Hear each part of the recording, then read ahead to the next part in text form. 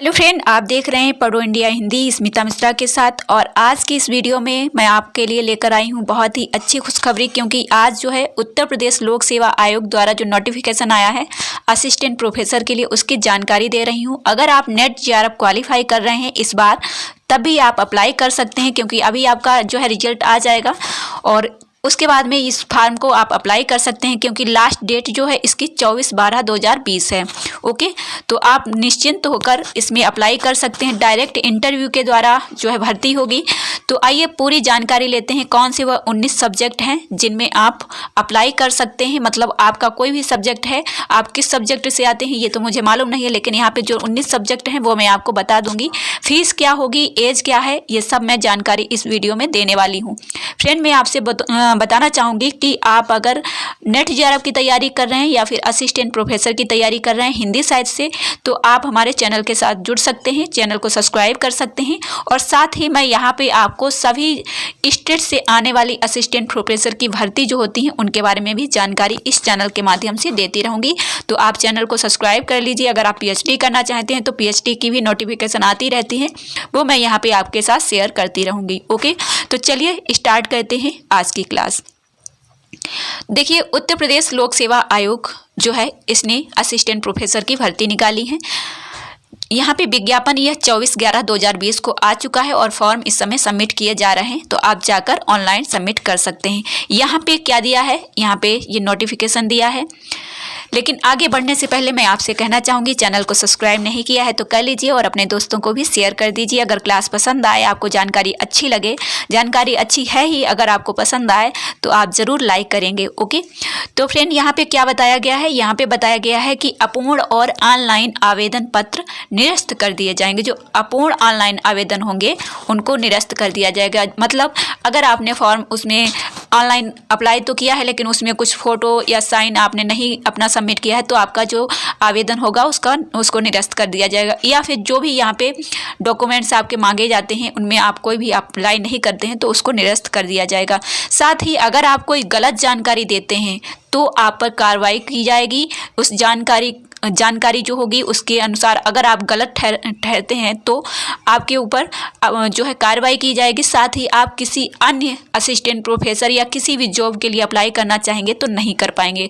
तो इन चीज़ों से दूर रहिएगा। जो आपके पास है ईमानदारी से उन्हीं चीज़ों को अप्लाई करिएगा।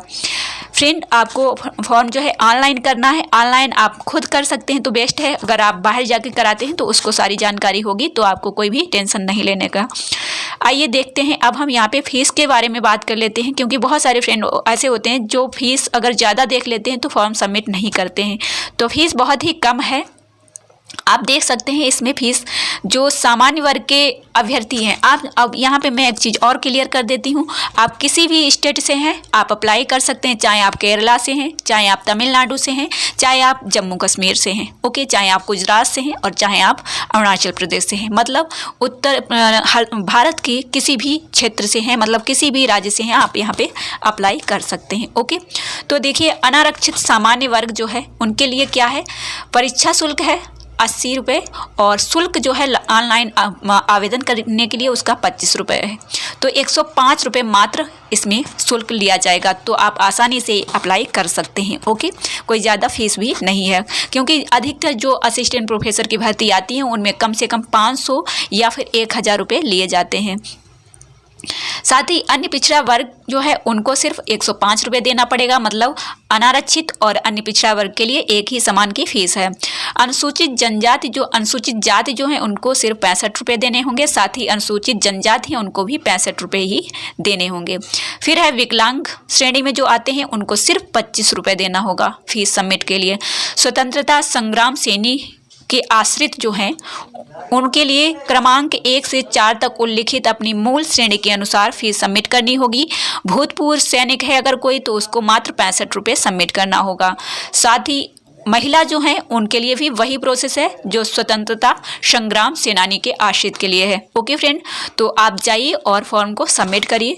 अब आइए चलते हैं, हम देखेंगे कि कौन कौन से सब्जेक्ट हैं जिनमें आप अप्लाई कर सकते हैं।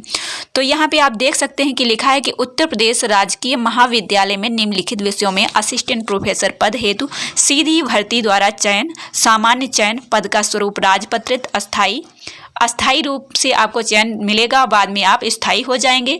वेतन बेड आप देख सकते हैं लेवल 10 है और आयु 21 से 40 वर्ष है। अगर आप 21 से 40 वर्ष के हैं तो आप यहाँ पे अप्लाई कर सकते हैं, मतलब इससे ज़्यादा उम्र नहीं होनी चाहिए 40 वर्ष से और ना ही 21 वर्ष से कम। ओके, अब आइए देखिए सब्जेक्ट कौन से हैं और कितने इनमें सीट है। सीट आपको बता दें 5 और 10 के बीच में है, तो आप इसमें अपना अंदाज़ा लगा सकते हैं कि आपके लिए सीट कितनी सुरक्षित है। तो अर्थशास्त्र है, इतिहास है, उर्दू है, अंग्रेजी है, गणित है, गृह विज्ञान है, जंतु विज्ञान है और दर्शन शास्त्र है। नेक्स्ट देखिए भूगोल है, भौतिक विज्ञान है, मनोविज्ञान है, रसायन विज्ञान है, राजनीति शास्त्र है, वनस्पति विज्ञान है, वाणिज्य है और आपका एजुकेशन से बहुत ही कम सीट आती हैं, तो आपके लिए बेहतर है। यहाँ पे शिक्षा शास्त्र भी लिया गया है और समाज शास्त्र भी है, संस्कृत है और आपका हिंदी है। तो फ्रेंड, अगर आप हिंदी के स्टूडेंट हैं तो आप हमारे साथ जुड़कर तैयारी कर सकते हैं। मैं आपको नेट जीआरएफ के साथ साथ असिस्टेंट प्रोफेसर की वैकेंसी जो आती है उनका नोटिफिकेशन देती हूँ, साथ में तैयारी भी कराती हूँ। और साथ ही मैंने हरियाणा असिस्टेंट प्रोफेसर का एग्ज़ाम दिया था और उसका रिटर्न भी क्वालिफाई किया था, तो आप इसके साथ हमारे साथ जुड़ सकते हैं और तैयारी कर सकते हैं।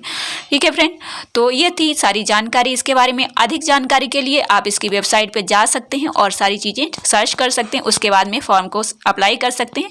समय भी उपयुक्त है, फीस भी कम है और सीट भी सही है, तो आप जाइए और अप्लाई करिए। फ्रेंड, अब यहाँ पे मैं आपको बताना चाहूँगी इसी टाइप के नोटिफिकेशन के लिए आप चैनल को सब्सक्राइब कर लीजिए और साथ ही बेल आइकन को ऑन कर दीजिए, जिससे हमारी कोई भी क्लास आए उसको वह आपको आसानी से मिल सके। क्योंकि बहुत सारे फ्रेंड जो हैं उन्होंने चैनल को सब्सक्राइब तो किया है लेकिन उनको नोटिफिकेशन नहीं मिलेगा, क्योंकि उन्होंने सही तरीके से चैनल को सब्सक्राइब नहीं किया है। आपको अभी यहाँ पे एक स्क्रीन पे दिखाई देगा जिसमें बेल आइकन जो है क्लिक की जाती है, उसके बाद में आल के लिए जो नोटिफिकेशन आता है उस पर क्लिक करिए, तब आपको आल नोटिफिकेशन मिलेगी। ओके फ्रेंड, और साथ ही पीएचडी के लिए भी अगर कहीं वैकेंसी आती है तो मैं यहाँ पे आपको नोटिफिकेशन देती रहूँगी।